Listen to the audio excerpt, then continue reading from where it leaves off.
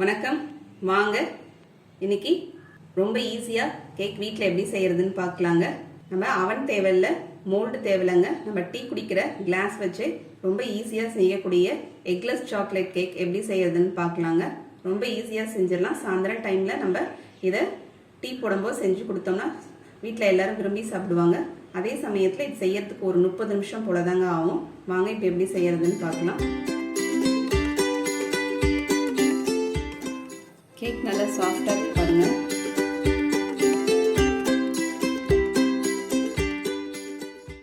இப்போ இந்த கிளாஸில் அரை கிளாஸ் அளவுக்கு சர்க்கரை எடுத்து வச்சுருக்கேங்க. அரை கிளாஸுக்கும் கொஞ்சம் கம்மியாக நம்ம எடுத்துக்கிட்டோம்னா நமக்கு சர்க்கரை பவுட்ரு பண்ணும்போது கொஞ்சம் நமக்கு ஒரு கிளாஸ் அளவுக்கு நமக்கு சர்க்கரை கிடச்சிரும். அதனால இப்போ அரை கிளாஸுக்கும் கொஞ்சம் கம்மியாக நம்ம சர்க்கரை எடுத்து மிக்ஸி ஜாரில் சேர்த்து நல்லா பவுடராக அரைச்சி எடுத்துகிட்டு வந்துடலாங்க. இப்போ சர்க்கரையை நம்ம நல்லா பவுட்ரு பண்ணி எடுத்துகிட்டு வந்துட்டோங்க. இப்போ ஒரு பவுல் எடுத்துக்கலாம். அதில் மாவுலாம் சலிக்கிறதுக்கு கரண்டி வச்சுக்கலாங்க. ஒரு கிளாஸ் அளவுக்கு மைதா மாவு எடுத்துக்கலாங்க. இதில் சேர்த்துடலாம்.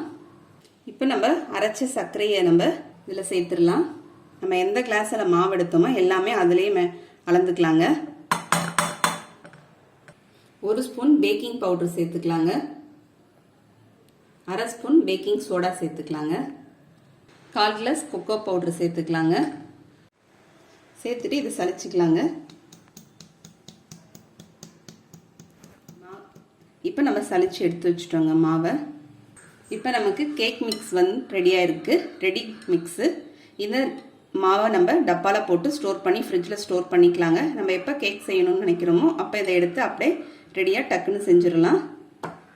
இப்போ 1/4 கிளாஸ் அளவுக்கு எண்ணெய் எடுத்து வச்சுருக்கேங்க.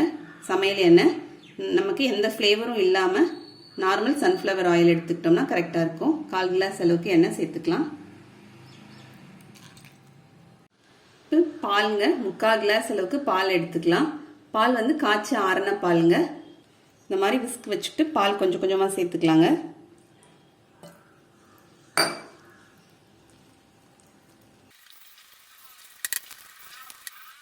இப்போ பாலை நம்ம கொஞ்சம் கொஞ்சமாக சேர்த்து கலந்துக்கலாம். இப்போ நம்ம பால் சேர்த்து கலந்துட்டோங்க. நமக்கு கன்சிஸ்டன்சி பார்த்திங்கன்னா இந்த மாதிரி நம்ம எடுத்தோம்னா இந்த மாதிரி கீழே ரிப்பன் மாதிரி விழணும். பட்டை பட்டையாக மடிப்பாக நமக்கு வரணுங்க. இப்போ நம்ம எடுத்துக்கிட்ட பாலில் ஒரு 1.5 ஸ்பூன் அளவுக்கு பால் மீந்திருக்குங்க. இப்போ ஸ்டவ்வில் ஒரு குக்கர் எடுத்து வச்சுருக்கேங்க. இதை ஆன் பண்ணிக்கலாம். குக்கருக்குள்ளே ஒரு ஸ்டாண்ட் வச்சிடலாங்க.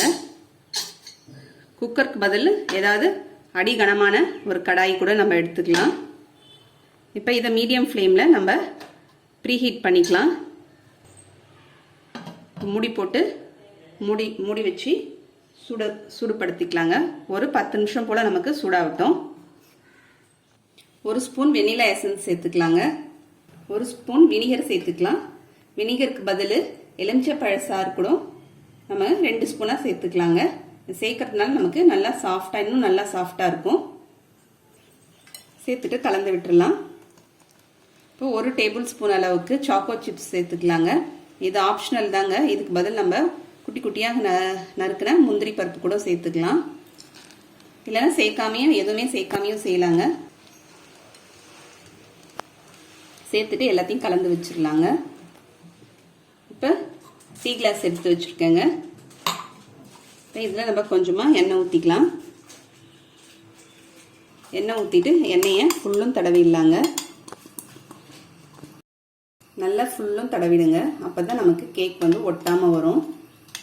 இப்போ எல்லா கிளாஸ்லையும் நம்ம எண்ணெய் தடவி வச்சுட்டோங்க. இப்போ நம்ம கலந்து வச்சுருக்க அந்த கலவையை ஊற்றிக்கலாம். இப்போ நமக்கு இந்த அளவுக்கு ஊற்றிக்கிட்டா போதுங்க.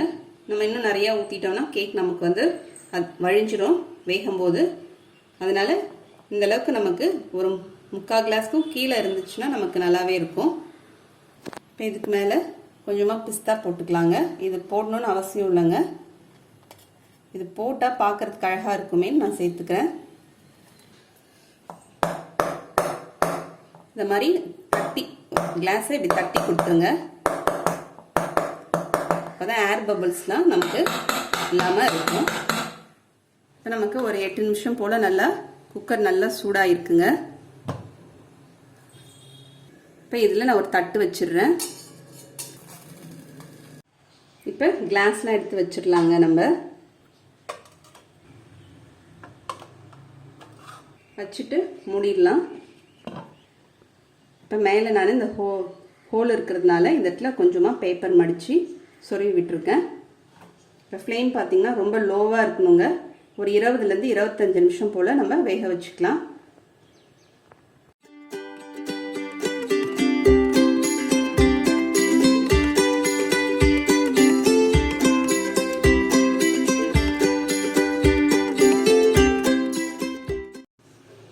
இப்போ நமக்கு ஒரு 25 நிமிஷம் ஆயிடுச்சுங்க.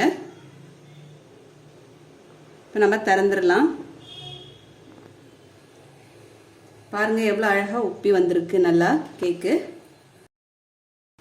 இப்போ இதை மாதிரி ஒரு டூத் பீக் ஏதாவது குச்சி கம்பி ஏதாவது நம்ம வச்சு குத்தி பார்த்துக்கலாங்க வெந்துருச்சான்ட்டு. நமக்கு ஒட்டவே இல்லை பாருங்க. இப்போ நமக்கு வெந்துருச்சு. இப்போ நம்ம கேக் எடுத்துடலாங்க. கொஞ்சம் ஆற வச்சுட்டு நம்ம எடுத்துக்கலாம். இப்போ கத்தி வச்சு சைடில் எடுத்து விட்டுடலாங்க.